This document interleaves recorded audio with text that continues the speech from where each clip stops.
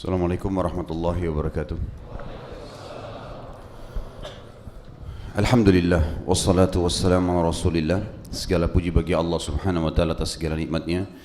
Juga salawat dan taslim kepada Nabi besar Muhammad sallallahu alaihi wasallam sebagaimana Allah telah memerintahkannya kepada kita.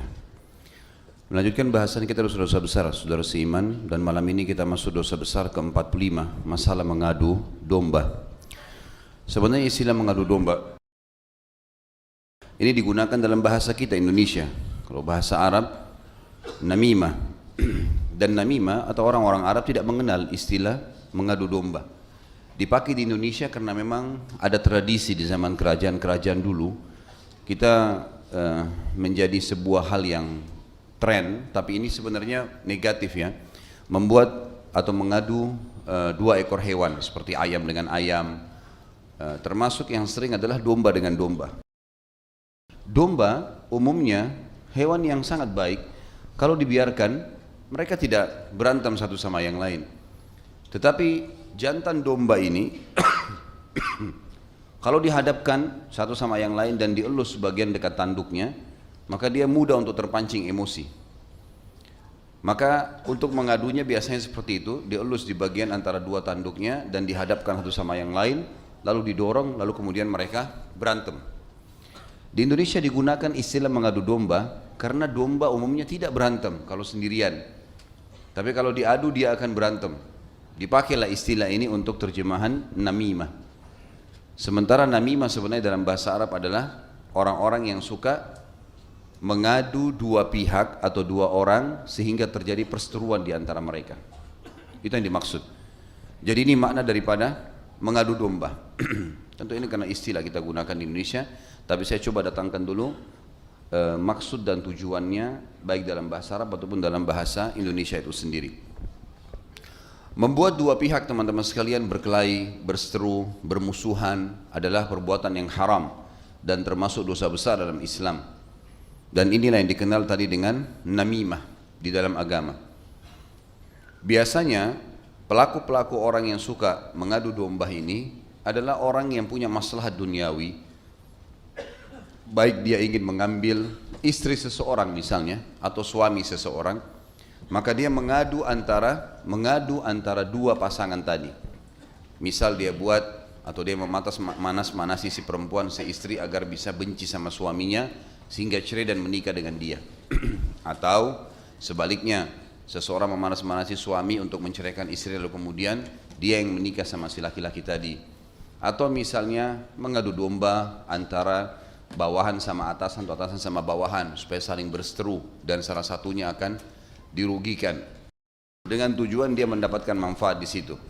Atau dua orang yang partner bisnis atau semuanya bisa ditarik dalam masalah mengadu domba sehingga dua pihak berseteru.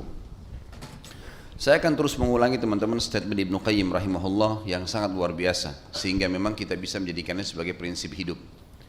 Beliau mengatakan, saya selalu senang dan tenang karena dua hal, dan ini sudah sering saya ulangi. Saya selalu senang dan tenang karena saya tahu ajal saya sudah ditentukan oleh Tuhan saya. Jadi tidak akan pernah bertambah sesaat, tidak akan berkurang sesaat. Kalau 70 tahun ya 70 tahun. Untuk apa saya pikirin masalah ajal saya? Sudahlah, dia akan ditentukan. Sekarang tinggal bagaimana saya beramal. Saya selalu senang dan tenang dengan masalah itu. Mau tabrakan, mau jatuh dari tempat yang tinggi, selama ajalnya belum datang tidak akan mati. Mau sehat, mau olahraga, makanannya semuanya bagus, bervitamin, kalau ajal datang dia akan mati. Dan saya selalu senang dan tenang, ini jadi saksi bahasan kita yang kedua, karena rezeki saya tidak akan diambil oleh orang lain. Ini poin yang perlu digarisbawahi teman-teman sekalian. Kebanyakan orang mengadu domba orang lain karena dia mau mengambil haknya orang lain. Istri orang lain, suami orang lain, pekerjaan orang lain, apa saja. Maka ini hukumnya haram, tidak boleh. Dan untuk membendung itu teman-teman sekalian, kita harus mempunyai sebuah perangkat atau beberapa perangkat-perangkat atau setiap perbuatan kita harus punya perangkat pengaman. Seperti untuk tidak mengadu domba, yakinilah rezeki adalah sudah dibagi oleh Allah. Dan nggak perlu kita merebut-rebut haknya orang lain. Sebagaimana juga untuk kata kunci tidak terjerumus dalam riba, dalam hutang piutang, dalam darar, kezaliman, bab yang haram dalam masalah pendapatan, Maka caranya sederhana. Belanjalah yang merupakan kebutuhan dan jangan belanja yang merupakan keinginan. Kita butuh beli, tidak butuh jangan beli. Kalau keinginan susah, kalau mau diikutin tidak akan ada ujungnya. Kebanyakan orang membuka pintu riba, pintu kezaliman, manipulasi data lah, dharar, merugikan hal satu dari dua pihak. Semua karena itu, mau melampaui kapasitas dia. Atau dia ingin membeli semua keinginannya. Ini salah teman-teman sekalian. Kaedahnya, perangkat yang mengamankan kita supaya tidak masuk dalam manipulasi data, riba dan semuanya adalah beli dan konsumsi sesuatu yang kita butuhkan, bukan yang kita inginkan. Kalau kita lagi lapar misalnya, teman-teman mau makan makanan yang paling bagus, silakan. Minum minuman yang paling enak, itu boleh saja. Tetapi jangan, itu karena kebutuhan dan kita boleh menikmati yang terbaik. Tapi jangan semua keinginan. Keinginan kita begitu lihat orang pakai baju bagus, kita mau beli juga. Padahal kita punya baju banyak di rumah. Ini harus diredam. Kita baru beli mobil merek A. Kita lihat teman kita beli mobil merek lain, lebih bagus mungkin menurut kita. Lalu tiba-tiba kita mau menggantinya. Ini semua keinginan. Tidak ada kebutuhan untuk itu. Jadi harus dibedakan. Ini contoh perangkat. Nah sama dengan masalah mengadu domba. Kita harus tahu teman-teman. Tidak perlu kita masuk ke wilayahnya orang lain. Dan ada perangkat lain, percaya dirilah dengan apa yang Allah sudah kasih. Ya ini wajah saya, ya ini kulit saya, ya ini poster tubuh saya, ini rambut saya, ya ini mata saya bentuknya seperti ini. Ya sudah, ini yang Allah berikan. Inilah perangkat saya yang terbaik. Percaya diri jalan. Selesai. Sederhana sekali kok sebenarnya. Sehingga kita tidak butuh masuk ke ranah dosa besar yang akan disebabkan karena tidak diterapkannya perangkat ini. Yaitu masalah tadi mengadu domba. Allah berfirman tentang pengharaman adu domba dan masuk dalam dosa besar. Imam Az-Zahabi rahimahullah mengangkat dalil pertama surah Al-Qalam ayat 10 sampai ayat 11. A'udzu billahi minasyaitonir rajim wa la tuti' kulla hallafin mahin hammazim masya'im binamim. Dan janganlah kamu ikuti setiap orang yang banyak bersumpah lagi hina. Kalau ada orang sedikit-sedikit demi Allah, demi Allah, demi Allah jangan jadikan teman. Atau saya sumpah, saya sumpah. Kadang-kadang cuma ditanya sebentar, kamu makan siang di mana? Sumpah saya tadi makan di rumah makan Padang. Enggak ada hubungannya dengan sumpah di situ. Untuk apa? Apa saja sumpah, apa saja sumpah. Ini enggak bisa jadi sahabat. Allah yang larang loh ya. Jangan ikutin, jangan jadikan teman, jangan bersahabat. Jangan ikuti setiap orang yang banyak bersumpah sehingga dia jadi hina. Yang banyak mencelah dan kian kemari menghabur fitnah atau namimah. Mengadu domba orang lain. Kalau kita berteman dengan seseorang, dari awal pergaulan teman-teman, dia udah cerita tentang keburukan tempat kerjanya, keburukan kendaraannya, keburukan istrinya atau suaminya. Ini dari awal antum gak layak jadikan sahabat nih. Kalau kita baru kenalan sudah cerita segala macam yang berdekatan dengan dia, bagaimana kita nantinya? Ini makna daripada ayat. Jangan pernah jadikan sahabat-sahabat orang seperti ini. Dan makna ini teman-teman, kalau disuruh jauhi berarti adalah dosa. Karena Allah suruh jauhi orang-orang yang seperti itu supaya kita tidak menjadi seperti mereka. Juga dalam hadis Bukhari Muslim, Nabi kita Muhammad SAW bersabda, "La yadkhulul jannata nammam." Tidak akan pernah masuk surga orang yang gemar menyebar adu domba, merusak hubungan antara dua orang. Ini tidak akan masuk surga, maksudnya selama dia belum bertaubat dan meninggal dunia. Artinya ini bobot berat, dosanya berat sehingga pasti membuatnya disiksa dulu di neraka. Juga Nabi SAW pernah melewati dua buah kuburan lalu bersabda dalam hadis Bukhari Muslim juga, berhenti dekat kuburan tersebut lalu beliau bersabda, innahuma la yu'adzaban wa ma yu'adzabani fi kabir, amma ahaduhuma fakana yamshi bin namima wa amma al-akhar fakana la yastatiru bin bauli. Sesungguhnya kedua orang penghuni kuburan ini tengah disiksa dan mereka berdua tidaklah diazab karena hal yang besar. Ada riwayat Tirmidzi berbunyi, tetapi itu adalah dosa besar. Dua-dua ini akan disebutkan.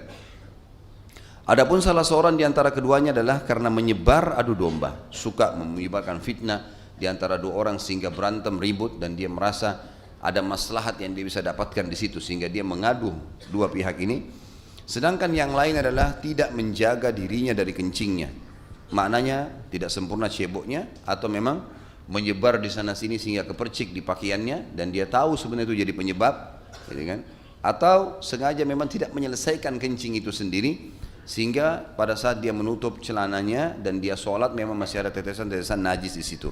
Ini masuk semua dalam makna dia tidak menjaga diri dari kencingnya. Tapi saksi bahasan kita yang pertama adalah orang yang namimah, mengadu domba orang lain.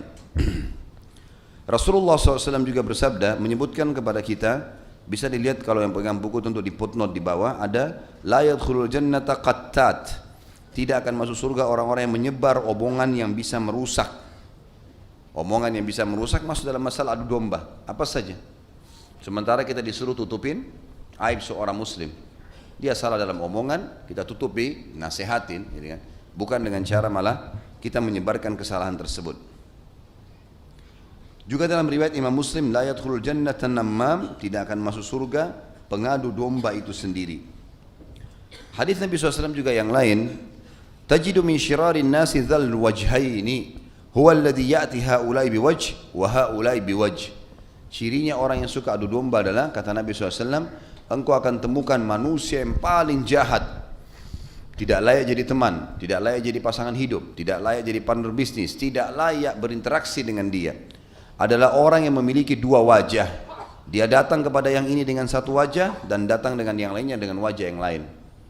Jadi maksudnya dua wajah ini teman-teman, ada orang sebenarnya dia jengkel sama kita, tapi dia bisa mengatur mimik wajahnya dengan senyumnya, dengan kosakatanya, tutur katanya, dia menjaga. Dia menjaga, tapi di belakang habis nama kita dirusak sama orang. Ada orang begitu subhanallah, lisannya manis, tapi di belakang luar biasa. Cuma orang-orang seperti ini dia tidak sadar ya. Semestinya teman-teman harus kita fahami satu hal. Kita di muka bumi ini sedang berinteraksi dengan Allah Azza wa Jalla. Kita bukan interaksi dengan manusia. Ini semua manusia-manusia ini perangkat-perangkat saja. Hakikatnya kita sedang berinteraksi sama Allah. Saya buat baik sama istri saya, melindungi dia, berikan nafkah, bukan karena dia, tapi karena Allah. Allah sedang mengawasin saya. Itu target utama, maksimal pahalanya di situ. Dan tidak ada kejenuhan walaupun dia sedang membuat kesalahan. Karena kita tidak perlu balas kesalahannya dengan kesalahannya. Kalau dia salah kita nasihatin. Tahu ini adalah ajang pahala saya. Begitu juga seorang istri, ini suamimu, layani dia, penuhi kebutuhannya. Karena saya akan kasih pahala masuk surga. Maka tidak ada kejenuhan kalau dikerjakan karena Allah, gitu kan? Dalam segala kehidupan kita sama, semuanya begitu. Kita tidak butuh untuk mencari-cari kesalahan orang lain. Dan untuk apa teman-teman? Ada orang subhanallah bisa merekayasa seperti keadaan ini. Seorang muslim teman-teman, apa yang terlihat di wajahnya itu yang terlihat dalam perilakunya. Semua transparan, nggak ada yang tertutup, nggak ada yang dirahasiakan. Semuanya iya. Dia bilang ayah, saya datang, saya nggak datang, saya nggak datang. Clear semuanya, nggak ada yang samar-samar gitu. Ini halal, ini haram. Udah. Jadi nggak ada sesuatu yang butuh samar. Kita nggak jelas ngomongannya ke arahnya mana. Enggak. Orang Muslim tidak ada seperti itu.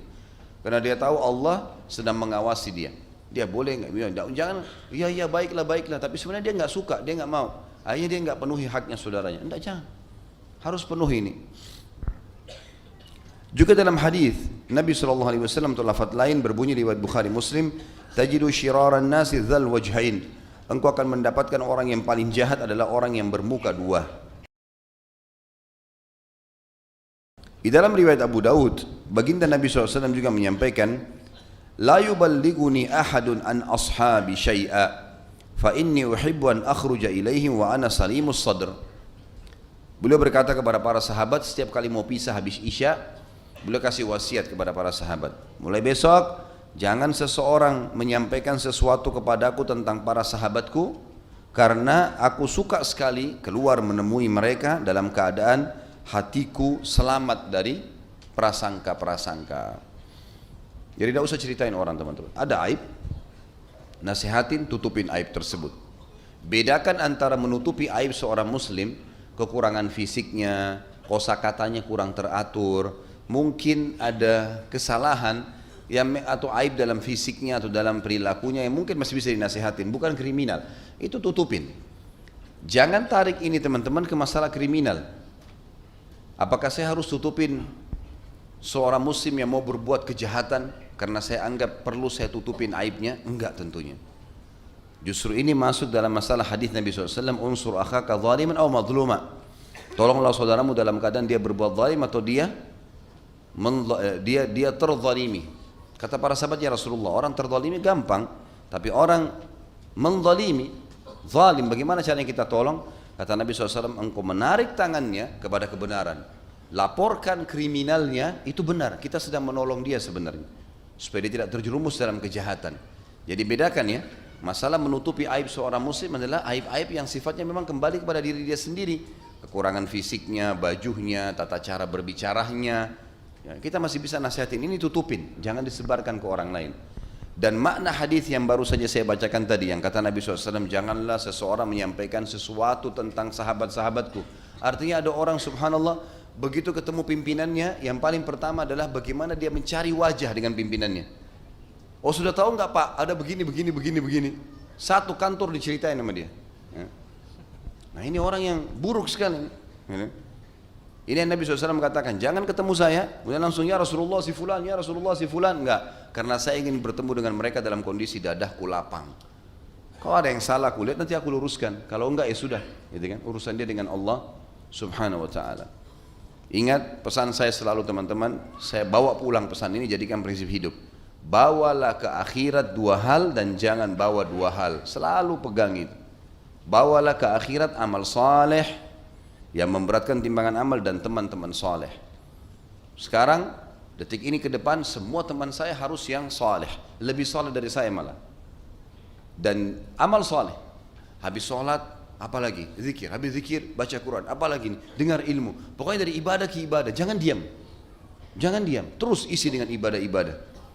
Terutama zikrullah teman-teman, lisan. Di Jakarta ini sering kita macet, ya. Jangan diam teman-teman sekalian. Zikrullah, baca sesuatu manfaatnya banyak. La haula wala quwata illa billah, astaghfirullah, ya, subhanallah, alhamdulillah, wala ilallah, Allahu akbar. Banyak yang kita bisa baca, gitu. Dan jangan bawa dua hal ke akhirat, jangan bawa amal-amal dosa berat. Pembersihannya di akhirat tidak bisa dengan istighfar. Di sini antum masih bisa istighfar, tinggal nangis sama Allah bersih. Di akhirat nggak bisa. Harus ada yang tolong syafaat atau kita dibakar dulu di neraka baru selamat. Berat, jangan bawa amal dosa. Untuk apa? Dan jangan bawa musuh-musuh. Nah ini orang suka adu domba, suka fitnah, suka ghibah, setiap hari cari musuh. Untuk apa ini? Berat teman-teman. Kita berhadapan sama satu orang saja, itu bisa saja menghabiskan semua pahala kita pada hari kiamat. Bagaimana kalau kita menghadapan satu kantor, satu kota, ya, nyebarin gosip sana sini. Bertakwa kepada Allah teman-teman yang kerja di media ini, hati-hati. Sebarkan kebenaran saja dan jangan sampai membuka pintu salah. Salah ini banyak yang berhadapan sama kita ini. Bagaimana cara minta maafnya nih? Jadi harus hati-hati teman-teman sekalian. Juga Ka'ab radhiyallahu anhu berkata, "Ittaqun namima fa inna sahibaha la yastarihu min adzabil qabr." Wa rawa Mansur an Mujahid hammalatul hatab qala kanat tamshi bin namima. Kata Ka'ab radhiyallahu anhu, takutlah kalian dengan adu domba, karena orang yang melakukannya tidak akan pernah istirahat dari azab kubur. Apa makna kalimat Ka'ab radhiyallahu anhu ini? Kata ulama, semua dosa-dosa teman, kalau tidak sempat kita minta maaf dari Allah di dunia, maka dipastikan azab kuburnya akan datang walaupun belum tentu masuk neraka. Saya pernah jelaskan poin itu. Jadi misal ada orang tadi ya, dia tidak cebok pada saat dia kencing atau tidak suci, ya, masih ada kepercik-percik dan dia tahu, dia nganggap remeh, atau dia mengadu domba, membuat orang berantem satu sama yang lain misalnya. Ini teman-teman, dosa-dosa ini, atau dia pernah bohong, atau dia pernah menipu seseorang, dia tidak minta maaf sama Allah di dunia, tidak kembalikan hak muslim di dunia, maka azab kubur pasti datang. Walaupun belum tentu masuk neraka. Karena untuk masuk neraka ditimbang dulu amalnya. Mungkin amal baiknya masih lebih berat, tapi azab kubur nggak bisa lepas. Dan ada di antara azab kubur, kata sebagian ulama, bisa hilang, bisa berkurang atau bahkan hilang dengan izin Allah kalau ada kerabatnya, anaknya yang beristighfar dan memohon ampun untuknya. Bisa saja akhirnya dosa-dosa itu jadi bersih, azab kuburnya berhenti, gitu kan? Azab kuburnya jadi berhenti, kecuali namimah, kata ulama. Ini makna daripada perkataan Ka'ab radhiyallahu anhu bahwasanya orang yang namimah tidak akan pernah istirahat dari siksa kubur. Utsman bin Affan radhiyallahu anhu pernah lewat ayat tentang kuburan, lalu kemudian beliau pingsan, nangis sambil pingsan di zaman khilafahnya beliau. Maka istrinya coba bangunkan, nggak bangun-bangun. Lalu kemudian dipanggillah beberapa sahabat Nabi yang masih hidup ridwanullahi alaihim pada saat itu. Datanglah diantaranya Ali bin Abi Thalib, datang ke rumah Utsman. Kata istrinya, coba lihat nih, kenapa Utsman? Utsman dibangunkan, dipercikin air sampai bangun. Waktu itu sudah sangat tua beliau radhiyallahu anhu. Lalu Utsman waktu bangun ditanya, kenapa anda menangis hai Utsman? Kata Utsman, terlewat ayat tentang kuburan. Kata Ali, kau menangis tentang kuburan, wa anta, sementara kamu adalah kamu. Bahasa ini dalam bahasa Arab artinya, kamu siapa hai Utsman? Anak mantunya Nabi SAW, dapat jaminan surga. Dan disebutlah banyak fadilahnya. Kata Utsman, benar Ali, benar yang kau bilang itu. Saya dapat jaminan surga, saya yakin juga itu. Tapi itu jaminan surga di sana, di akhirat. Enggak ada jaminan Nabi SAW di sini, di kuburan. Dari mana saya dapat jaminan saya disiksa dulu di kuburan lalu kemudian saya masuk ke surga? Bisa saya disiksa dulu di sini. Lihat bagaimana para salaful ummah memahami tentang masalah bahayanya azab kubur itu sendiri. Maka hati-hati teman-teman, jangan sibukkan diri dengan wilayahnya orang lain. Kemudian juga Mansur dan Mujahid, ulama tabi'in Mujahid rahimahullah, menafsirkan makna daripada hammalatul hatab tentang istrinya Abu Lahab. Ada terjemahan yang di bahasa Indonesia pun ditulis hammalatul hatab adalah orang wanita yang membawa kayu-kayu bakar yang berduri. Jadi termasuk cirinya istri Abu Lahab ini, suaminya mencaci maki Nabi SAW, ini paman Nabi sendiri. Kemudian istrinya sengaja menyuruh budak-budaknya membawa kayu-kayu kering yang berduri, kemudian disiramin minyak, lalu dibakar, lalu ditaburi di hadapan jalan-jalan dia lewati oleh Nabi SAW. Ini perilakunya istrinya Abu Lahab. Rupanya ada perilaku lain, dinukil dari Mujahid, makna daripada hammalatul hatab gabungan antara meletakkan kayu-kayu bakar berduri di jalan-jalan Nabi SAW sehingga tidak bisa jalan pada saat itu, dan yang kedua adalah dia suka mengadu domba. Dia suka mengadu domba sampai-sampai dialah yang memotivasi suaminya Abu Lahab untuk menceraikan anak Nabi SAW Ruqayyah. Karena dulu Abu Lahab adalah besannya Nabi SAW. Anak sama anak menikah, tapi rupanya istrinya ini yang memotivasi dan mengadu domba suaminya sama Nabi SAW, antara paman sama anak, supaya mereka ribut atau membenci. Akhirnya diceraikanlah anak Nabi SAW oleh anaknya Abu Lahab pada saat itu. Dan itu sebelum ada perintah Islam sudah menikah gitu kan. Setelah datang perintah Islam maka terjadilah hal tersebut. Dan juga setelahnya tentu turun firman-firman Allah SWT yang menyuruh memisahkan antara wanita mukminah dengan laki-laki yang kafir. Ini diangkat oleh Imam Adz-Dzahabi rahimahullah berhubungan dengan masalah dalil-dalil masalah namimah. Kita simpulkan teman-teman sekalian, dimaksud atau yang dirangkum dalam semua bahasan kita adalah poin pertama, seorang muslim harus menyibukkan dengan urusan dia sendiri. Yang kedua, yang dia tegur, yang dia luruskan kalau kesalahan terlihat depan matanya, dan kalau kebenaran dia dukung. Ya. Yang ketiga, kalau dia punya kesalahan, maka dia selesaikan dengan orang lain, agar kita jangan membuka pintu orang lain mengadu domba kita dengan pihak yang lainnya atau bahkan memfitnah kita. Termasuk teman-teman sekalian, kalau misalnya ada orang yang kita utangkan uang, pernah ada yang ikhwan nanya saya, Ustaz, perlu nggak saya bayar, ingatkan kalau tiba tanggalnya. Saya bilang iya, harus diingatkan, dan itu amar ma'ruf nahi mungkar. Jangan bilang, oh saya kalau nagih kayaknya dia nggak mau bayar deh, jadi saya nggak usah nagih, biar aja dia sadar sendiri. Nggak bisa. Memang harus kita di sini ingkar mungkar, dan ini yang dimaksud dengan poin ketiga tadi, bagaimana seorang muslim tidak membiarkan celah orang lain bisa menilai dia buruk dengan cara seperti tadi, sengaja nggak nagih utang, sengaja nggak ingatkan karena nggak enak. Pasangan hidupnya dia nggak mau ingatkan, istri malu, nggak enak bangunin suaminya sholat subuh, atau suami merasa nggak enak menyuruh istrinya pakai jilbab karena cinta dan segala, ini nggak boleh semuanya. Justru kita harus amar ma'ruf nahi mungkar. Ini poin ketiga, karena itu akan membuka celah. Orang-orang akan bilang, toh suami saya nggak suruh saya, toh istri saya nggak ingatkan, toh juga teman-teman saya membiarkan saya.